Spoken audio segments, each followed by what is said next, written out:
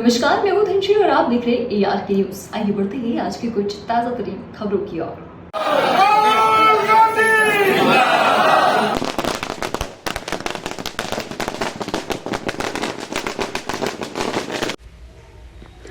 Congress party के वरिष्ठ नेता एवं पूर्व राष्ट्रीय अध्यक्ष राहुल गांधी को सुप्रीम कोर्ट से राहत मिलने के बाद मध्य प्रदेश के कांग्रेस कार्यालय PCC में कांग्रेसी नेता एवं कार्यकर्ताओं ने जश्न मनाया। सुप्रीम कोर्ट से राहुल गांधी को राहत के बाद कांग्रेस को बड़ी जीत मिली है।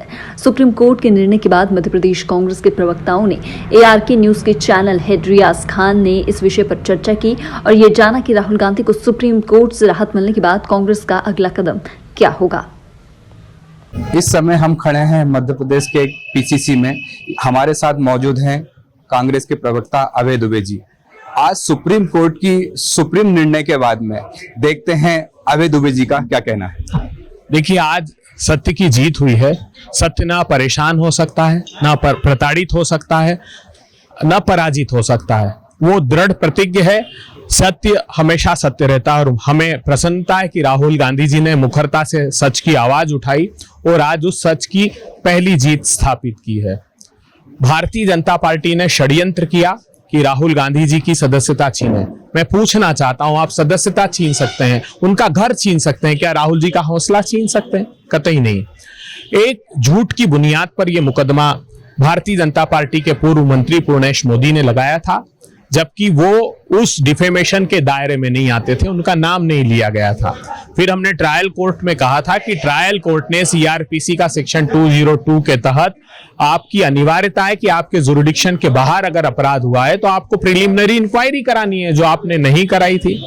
वो ट्रायल कोर्ट ने उस बात को नहीं माना। हमने सर्वोच्च अदालत में कहा कि उस पूर्णेश मोदी ने ट्रायल कोर्ट में यह कहकर हाई कोर्ट से स्टे लिया कि मेरे पास अभी साक्ष्यों का अभाव है, मैं साक्ष्य जुटाना चाहता हूं। 1 साल बाद हाईकोर्ट जाकर स्टे लेने का अर्थ यह हुआ कि अपर्याप्त साक्ष्य की बिना पर वो मुकदमा दायर किया गया।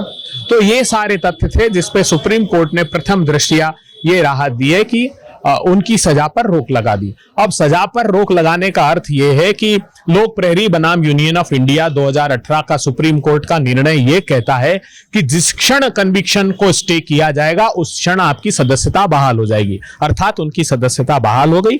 हम सभापति महोदय से आग्रह करते हैं कि वो नोटिफिकेशन इशू करें ताकि मुखरता से अविश्वास प्रस्ताव के खिलाफ राहुल गांधी जी बोल पाए। तो मध्य प्रदेश की भी बात की जाए तो बहुत जल्दी इसी साल विधानसभा चुनाव भी होने हैं। तो यहाँ पर देखा जाए तो बीजेपी का शासन है, बीजेपी की सत्ता है।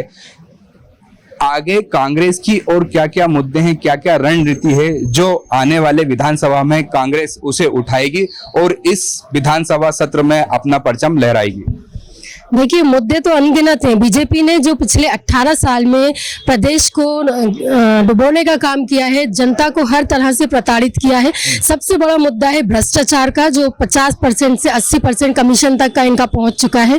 इसके अलावा जो गरीबों पर, दलितों पर और एक किसी विशेष वर्ग पर अत्याचार का जो मामले हैं और महिला उत्पीड़न और रेप के जो केसेस हैं, वो मध्य प्रदेश इन सभी में सबसे आगे। हाल ही का आज का हम बात कर लें तो आज ही की जो ब्रेकिंग न्यूज है कि भाजपा विधायक के बेटे ने सिंगरौली में एक आदिवासी युवक पर गोली चलाकर उसकी हत्या कर दी।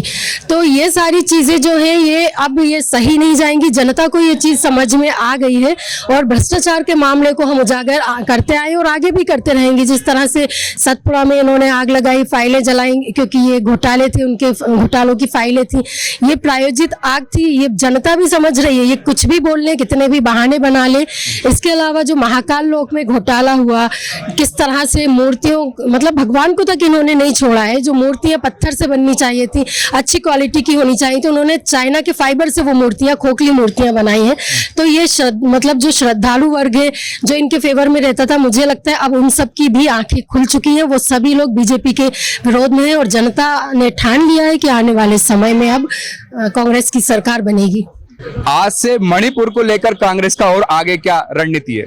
मणिपुर में बार बार जनता को सरकार भ्रमित करती है। मणिपुर से मुख्य मुद्दे से जनता को आंख ओझल कराने का काम इस देश के अंदर बहुत से लोग कर रहे हैं, लेकिन हम बार बार मणिपुर पे लाने का काम करते हैं, बार बार मणिपुर पे लाएंगे वो मणिपुर जो भारत का राज्य है, जो मणिपुर कई महीनों से 2 महीने से हिंसा की आग में जल रहा है, जहां के लोग न्याय की मांग कर रहे हैं, खुलेआम गोलियां चल रही हैं। और जिस लॉ ऑर्डर की जिम्मेदारी जिस मणिपुर की अमित शाह जी की थी, वो देश के अलग अलग राज्यों में राजनीति चमकाने के लिए भाजपा की घूमने फिरने का काम कर रहे हैं। हम चाहते हैं कि सरकार वहां पर न्याय करे।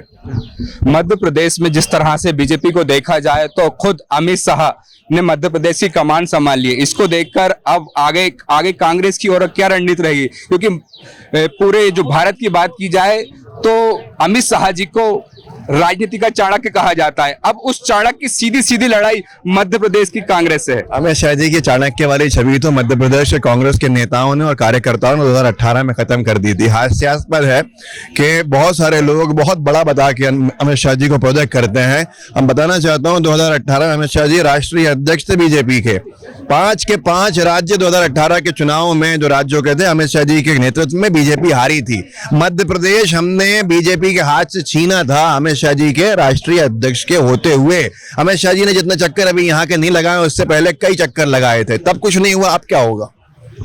अभी जी देखा गया है कि बेरोजगारी को लेकर हमेशा कई कई आंकड़े सामने आते हैं, पर उसको लेकर कांग्रेस जिस तरह से मणिपुर को लेकर कांग्रेस एक अग्रेसिव रूप अपना रखा है, महंगाई को लेकर आखिर कांग्रेस क्यों इतने सामने नहीं आ पाती है? महंगाई को लेकर हमने देश भर में प्रदर्शन और धरने किए हैं। हम सदन में भी, भारतीय जनता पार्टी की सरकार सदन में बोलने नहीं देती, न महंगाई पर बोलने देती है, न बेरोजगारी पर बोलने देती है, न चीन पर बोलने देती है, न पेगासिस पर बोलने देती है, न मणिपुर पर चर्चा करती है। ये चर्चा से डरते और भागते हैं। हम संसद से सड़क पर हर बार महंगाई पर भी मुखरता से आवाज उठाते हैं। आप सुन रहे थे कांग्रेस प्रवक्ता अभय दुबे जी को। अभय दुबे जी ने साफ साफ कहा है कि कांग्रेस में राहुल गांधी के सुप्रीम फैसले के बाद में कांग्रेस फिर मुखरता से सामने आएगी और जो मुद्दे हैं, चाहे वो मणिपुर हो, चाहे और भी कई तरह के जो मुद्दे हैं, उसको लेकर संसद से लेकर सदन में पूरी तरीके से, पुरजोर तरीके से कांग्रेस इसका विरोध करेगी। ARK न्यूज के लिए भोपाल से मैं रियाज खान। बने रहने के लिए हमारे चैनल को लाइक, शेयर और सब्सक्राइब करना ना भूलें।